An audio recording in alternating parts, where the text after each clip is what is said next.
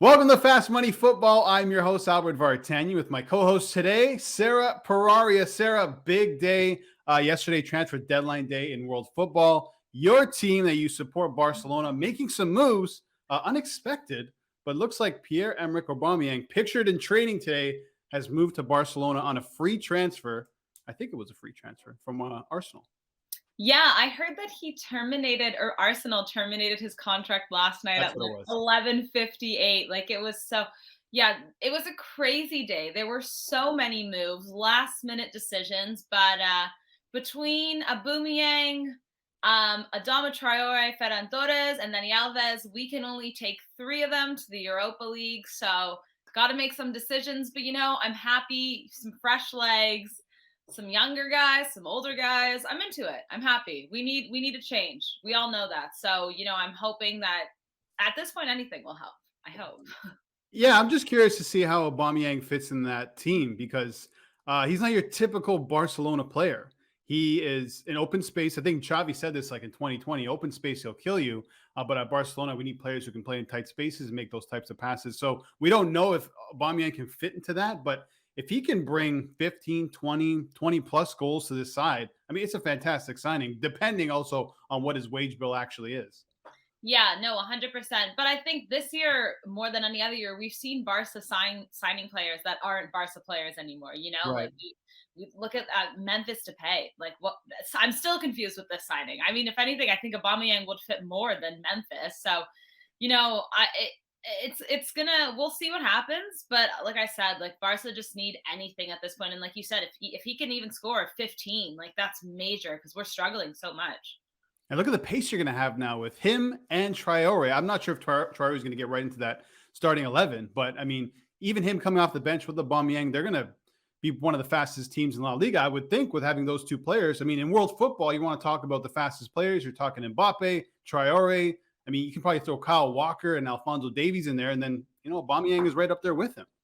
Yeah, I think it's really good. The thing with Traore is that he's very versatile, right? He can play on the left wing or he can play in the back as well, which is huge because right now the two players that are playing are, I guess, three. Sergio Roberto, he's been injured for a while, but Yeah. Serginho Dest, who has been doing terrible for us, and then Dani Alves, who I love, but at his age, I think he's more of a 60-minute kind of sub player. So having someone like Traore on that side is it's major for us right now because we've really been lacking with not only pace but just coverage on that side. So, do you think that these moves are more short-term moves in terms of Traore or Aubameyang, or are we looking towards the bigger picture with Barcelona and Xavi? I think they're short term. Honestly, I mean, maybe Traore, he's an ex Messiah player. Barca loves bringing back, players that they kind of grew themselves. But I am having trouble seeing these players kind of in staying at Barca for the long run. And I think Barca are just trying to financially get themselves, back to where they were so they can eventually, in hopefully a year or two, sign like another superstar or like, help grow these younger players. But I'm not too sure about these two. I don't know if we'll see them in a year or two at Barca. What about Ousmane Dembele? Looks like he was rumored to move out. He was linked with a couple Premier League clubs, like Chelsea being one of them. There's a rumor out there that that deal was almost 99% done. He was offered to Spurs. Spurs didn't want him. So now he stays. Where does he fit here in this 11? Obviously, a player that's not wanted there and a player that is unbelievably injury prone. Yeah, you know what? I've had issues with Dembele since he came from Dortmund. Not Yeah. only the fact that he's a band-aid, which is really terrible because he is quite talented and he's young still, right? So it's such a shame to see players that can't be consistent, physically. But my issue with him as well is his attitude. There were always, talks of him being late to practice. He doesn't eat properly. He just like kind of focuses on, like gaming and his social life. Like he doesn't really seem super determined. And I can't stand him. When I heard he was leaving, I was like, good. I don't want to see him again. I don't want him in the starting 11. I don't think he deserves to be there. Like, even though, he's a good player, not with this attitude. And like, I feel like you can't rely on him anyways. He might come in for a game or two and then out for the season. Yeah, I mean, there's a really good player there. I mean, take away the injury issues and the behavior issues, whatever you want to call them, disciplinary issues. There's a very good player there, and it's unfortunate that this is what's going on in his career. But hopefully, he can bounce back, especially for Barcelona. Maybe that could be a fairy tale story where he comes back, he gets fit, and gets to the team. Probably not going to happen. Someone on Twitter said Aubameyang and Dembele can have a contest as who shows up to training late the most. Oh my god. I thought that was hilarious.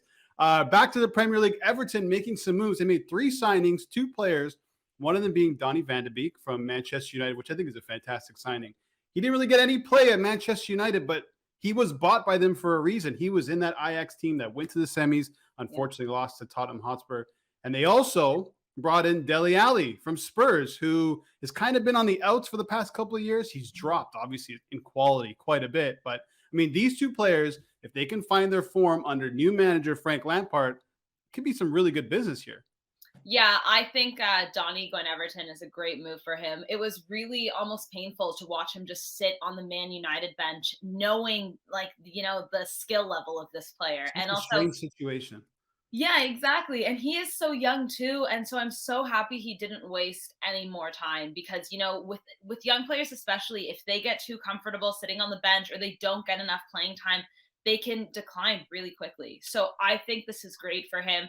And also the same thing kind of with Deli Ali. I don't think he's quite done yet. He's not that old. And yeah, I'm sure he's declined because he's, had this whole time at Tottenham where he hasn't really been consistent with playing as well.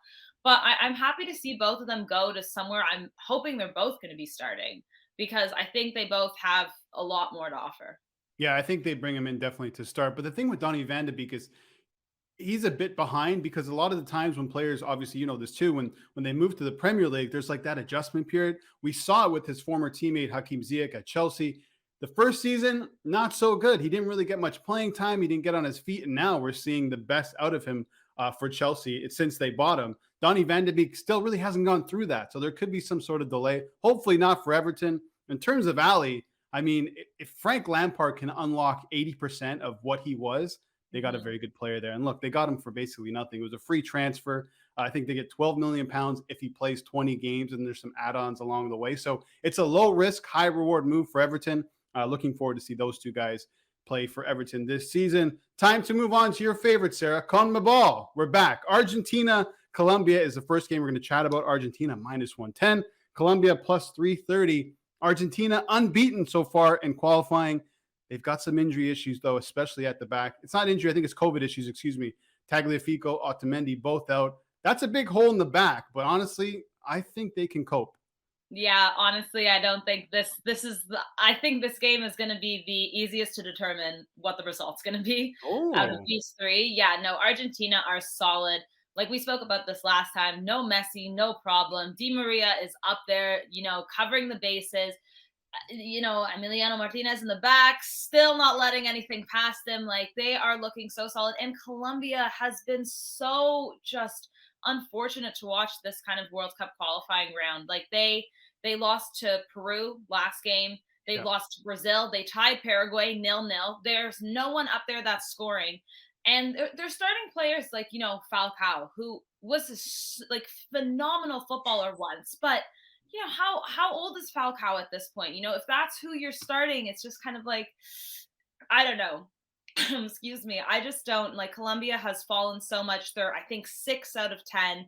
Mm. Argentina second. To me, this is going to be, I don't even think Colombia is going to score in this game. I think it's going to be an easy dub for Argentina. And I think I told you before, I'm going to take Di Maria to score again. I love it. Plus 350 anytime goal scorer for Di Maria. He's really the one of the only main attacking threats in this Argentina side without Lionel Messi there. So I do like that. Colombia, one win in 10 qualifying matches. And yes, they sit sixth, 17 points, just 2 points out of the top five. So they're right there. But like you said, it's not happening for them. They can't Yeah. score goals. But I think with the semi-depleted back line of Argentina, they can get a goal in there. I'm thinking like a 2-1 or 3-1 win. So I'm going to go over 2.5 goals, Sarah. You're shaking your head. Plus 145. You just don't I think it's going to happen. don't think so. No. Luis Diaz, he made a move to Liverpool. Point to prove. No. We'll see. We'll see. I don't know. This Argentina team is just at this point, it's just automatic what they're doing. So we'll see. Maybe it'll be more interesting than I'm thinking, but I'm with you. I think Argentina wins, but I'm going to go with the over 2.5. Some good value there. Let's move on. Bolivia, Chile. How about Bolivia? Another surprise team, especially specifically at home. I mean, it's a very difficult place to go and play, especially for Chile. They need to win, and now they're going to one of the toughest places in South America to play. How do you see this one playing out? you know what? This is going to be a bloodbath, I think, because Oh, these two are, they both need to win. They're yeah. both, trying to crawl up to at least that fifth place playoff position. But the thing is La Paz is the most difficult place to play in South America. But Chile just played Argentina and Calama, which is also in a super high altitude desert in Chile. They Mm. purposely brought the Argentinian team there. So they are kind of climatized to this. So I don't know if the atmosphere is necessarily going to mess with them. Not to mention, Arturo Vidal is going to be back, and he is not somebody to be messed with.